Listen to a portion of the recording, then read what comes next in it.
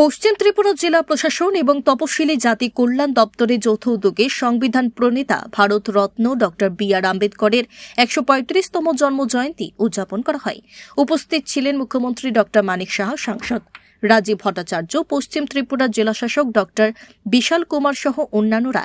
এই অনুষ্ঠানে একটি প্রবন্ধ প্রতিযোগিতা হয়। যারা প্রথম, দ্বিতীয়, তৃতীয় হয়েছে তাদেরকে পুরস্কৃত করলেন মুখ্যমন্ত্রী এবং বক্তব্যের মাধ্যমে আম্বেদকরের কৃতিত্ব সম্পর্কে কথা বললেন মুখ্যমন্ত্রী ড মানিক সাহা। ডক্টর বি আর আম্বেদকর আমাদের দেশের এরকম একজন অন্যতম ব্যক্তি, যিনি একাধারে দার্শনিক, অর্থনীতিবিদ, সমাজ সংস্কারক ও স্বাধীনতা সংগ্রামী।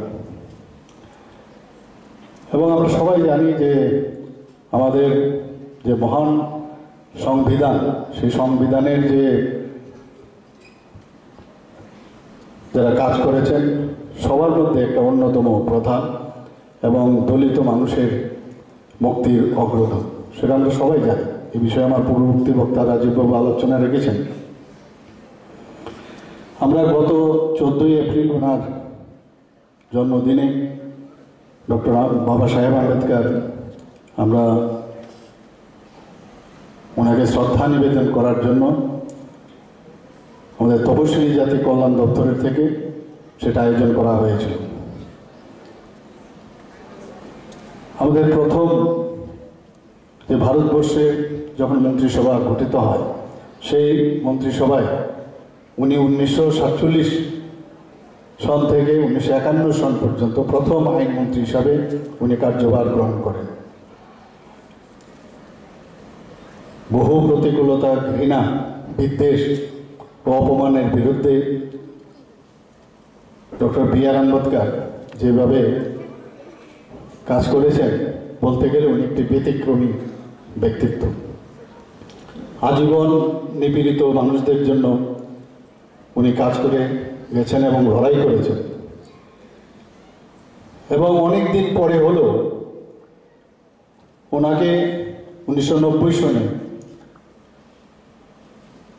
অনিচ্ছাকৃতভাবে আমি বলবো, ওনাকে এতদিন ধরে ভারতরত্ন উপাধি দেওয়া হয়নি। 1990 সনে আমার পূর্ববর্তী বলেছেন যে ওনাকে ভারতরত্ন উপাধিতে ভূষিত করেন। 14ই এপ্রিল আমাদের বাবা সাহেব আম্বেদকর মধ্যপ্রদেশে মহু শহরে উনি জন্মগ্রহণ করেন। আম্বেদকরজি একটি মহান দলিত বর্ণের বংশে উনি জন্মগ্রহণ করেন, যাদেরকে অস্পৃশ্য এবং সমাজের নিকৃষ্ট তাদেরকে পরিগণিত হতো। এবং সেই থেকে বাবা সাহেব আম্বেদকরকে এই যেহেতু নিচু জাতে জন্মগ্রহণ করেছে, তার জন্য বাবা সাহেব আম্বেদকরকে ভালো স্কুলে পড়া, সমাজের ভালো জায়গাতে নিয়ে যাওয়া, সেটার থেকে ওনাকে বঞ্চিত রাখা হয়। এবং উনি 1907 সালে তিনি ম্যাট্রিকুলেশন পরীক্ষায় উনি উত্তীর্ণ হন এবং 1912 সালে তিনি বোম্বে বিশ্ববিদ্যালয় থেকে অর্থনীতি এবং রাষ্ট্রবিজ্ঞানে ডিগ্রি অর্জন করেন। অর্থাৎ এই যে উচ্চ শিক্ষা, এটাও উনি একটা জোর করে বলপূর্বক উনি সেটা অর্জন করেছেন। এবং আম্বেদকরজি যে চিন্তা ভাবনা যে এই অস্পৃশ্যতাটাকে দূর করা এবং সমাজকে একত্রিত করা, তার প্রয়াস উনি করে গেছেন।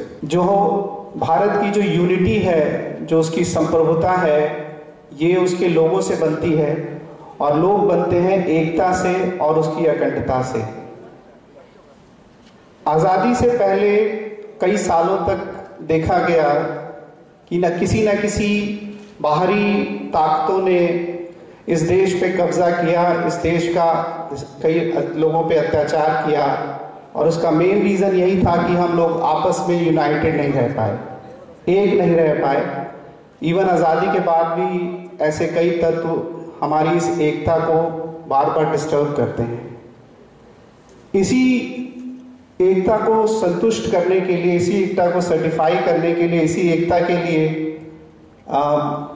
श्री बी आर अम्बेडकर जी ने हमारी उन कमियों को पहचाना, हमारे समाज में उन कमियों को पहचाना और एक ऐसे संविधान की रचना की जिससे आज भी हमारा देश एकजुट है। और मैं आपको आश्वासित करता हूं कि लास्ट 75 से 80 सालों में इस देश ने जो उन्नति की है वो हमारे देशवासियों की एकता की वजह से ही की है। और इस एकता का जो सबसे इम्पोर्टेंट जो रीढ़ की हड्डी है वो श्री बी आर अम्बेडकर जी द्वारा लिखा हुआ संविधान है।